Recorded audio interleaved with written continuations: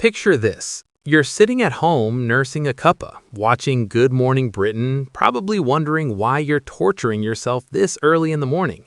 And suddenly, Keir Starmer's face appears on screen promising to ease your cost of living crisis. You nearly spit out your tea. Not because you're excited, but because your energy bill just went up. Your weekly shop now costs more than a small car. And this bloke has the audacity to tell you he understands that every pound matters? ITV viewers weren't having it. They flooded social media, calling him a disgrace, questioning whether he's living on the same planet as the rest of us. Welcome back to UK Political Insight, where we dissect the political circus so you don't have to. Let's dive into Keir Starmer's latest attempt to save his premiership, and why it's going down about as well as a vegetarian at a butcher's convention. So here's what happened. Starmer rolled out what can only be described as a PR offensive on Good Morning Britain. He announced his grand plan to improve the economy in 2026, which apparently involves visiting Berkshire, meeting residents, and sharing heartwarming stories about his own upbringing and how his family struggled to make ends meet. Now look, I'm not saying people don't care about Starmer's childhood. I'm just saying that when your heating bill has doubled and you're choosing between eating and staying warm, a politician's origin story isn't exactly top of your priority list. It's like someone telling you about their difficult childhood while your house is actively on fire. Cool story, mate, but can we deal with the immediate problem first? Political correspondent Louisa James appeared on GMB to explain Starmer's latest messaging. She said the Prime Minister is going to say that this is the year that things turn a corner, and that he's making people's lives better with decisions like freezing rail fares and prescription charges, and taking money off people's energy bills. The year things turn a corner. Where have we heard that before? Oh right, every single year for the past decade. Politicians love a good corner turning. We've turned so many corners at this point, we should be back where we started. But here's the kicker. Freezing rail fares and prescription charges sounds great, until you realize that freezing something that's already extortionately expensive doesn't actually make it affordable. It just means it won't get even more expensive. That's not progress, that's damage limitation. It's like your landlord increasing your rent by 50% and then generously deciding not to increase it again next year, and expecting a thank you card. And let's talk about these energy bill savings, because I'm fascinated by this. Energy prices have gone through the roof. Families are genuinely struggling. So what's the government's big solution? A modest reduction that barely makes a dent. Meanwhile, energy companies are posting record profits. But sure, Starmer's the hero here for shaving a few quid off bills that should never have been that high in the first place. It's political theater at its finest. Do something small, shout about it loudly, hope nobody notices the massive problems you're not addressing. The context here is important because this announcement doesn't exist in a vacuum. It comes after what can only be described as a catastrophic year for the Labour government. Sluggish economic growth, internal leadership rumblings, and polling numbers so bad they'd make a statistician cry. May's local elections are looming, and Labour knows they're going to get hammered. So Starmer's out here doing damage control, trying to remind people that he exists and that he has a plan. The problem is, people aren't buying it. And you can tell they're not buying it because the moment GMB aired this segment, social media exploded with rage. One viewer wrote, "He must change and change the party for a slight glimmer of survival. Too much, too late, I think, as he and the party have been a disgrace." Disgrace is a strong word, but clearly that's how people are feeling. Another viewer agreed, saying it took Labour one budget to ruin growth and a second one to cement it further. We need lower taxes and lower energy costs, but this lot caused the problems. Now, whether you think Labour caused all the problems is debatable. They inherited a mess from the Conservatives. That's undeniable. But it's also true that they've been in power long enough now that they can't keep blaming their predecessors for everything. At some point, you have to own the problems. And more importantly, you have to fix them. And people aren't seeing fixes. They're seeing sticking plasters on bullet wounds. My personal favorite comment came from someone who said Keir Starmer is rearranging deck chairs on the Titanic in the knowledge that he has zero chance of saving his premiership while pretending he understands that every pound matters to British families. Meanwhile, the retail price index continues to skyrocket. There, fixed it. Rearranging deck chairs on the Titanic. That's poetry. That's exactly what this feels like. The ship is sinking, everyone knows the ship is sinking, and instead of actually dealing with the leak, Starmer's making sure the furniture looks nice. But here's where it gets really interesting. Starmer's not just fighting to save his policies, he's fighting to save his job.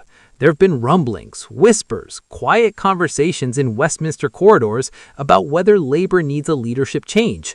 And Starmer knows it. That's why he's out here warning critics against a leadership change, insisting that he'll still be in number 10 by 2027.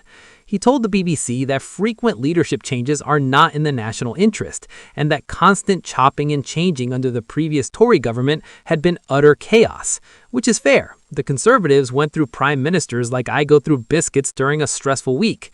But the difference is, when people were calling for Tory leadership changes, it was because the leaders were failing. And guess what? People think Starmer's failing too. You can't criticize the Tories for changing leaders while simultaneously failing at your job and expecting people to just stick with you out of principle. Louisa James mentioned something fascinating during her GMB appearance. She said it is Reform UK that Keir Starmer sees as his main challenge. In fact, the Prime Minister has said he's in the fight of our lives to keep Nigel Farage out of 10 Downing Street, and that is why Keir Starmer says it will be a terrible idea to replace him. So essentially, Starmer's argument for keeping his job is, I'm the only one who can stop Farage. That's not exactly a ringing endorsement of your own abilities. It's like being the least bad option. It's not vote for me because I'm great, it's vote for me because the alternative is worse. And maybe that's true, maybe Farage would be a disaster, but that doesn't mean Starmer's doing a good job. It just means the bar is so low it's underground. The fact that Reform UK is even in the conversation is telling. Nigel Farage, love him or hate him, has managed to position himself as the voice of people who feel ignored by the mainstream parties. And there are a lot of those people. They're tired of politicians who promise the world and deliver nothing. They're tired of being told things are getting better when their lived experience says otherwise. They're tired of being patronized. And when Starmer comes out talking about how every pound matters, while people are genuinely struggling, it feels patronizing. It feels like he's reading from a script written by someone who's never had to worry about money. Let's talk about Starmer's personal narrative for a second, because he keeps bringing it up.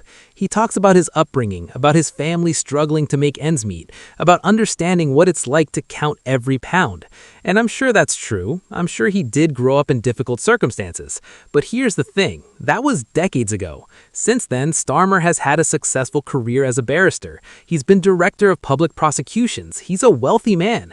He's not living the same life as the people he's trying to connect with. And people can tell.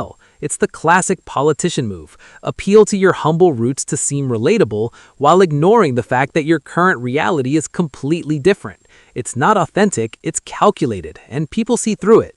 Starmer also addressed the upcoming May local elections, telling the BBC that votes across Scotland, England, and Wales would not be a referendum on his Westminster administration, which is hilarious because local elections are always partly a referendum on the national government.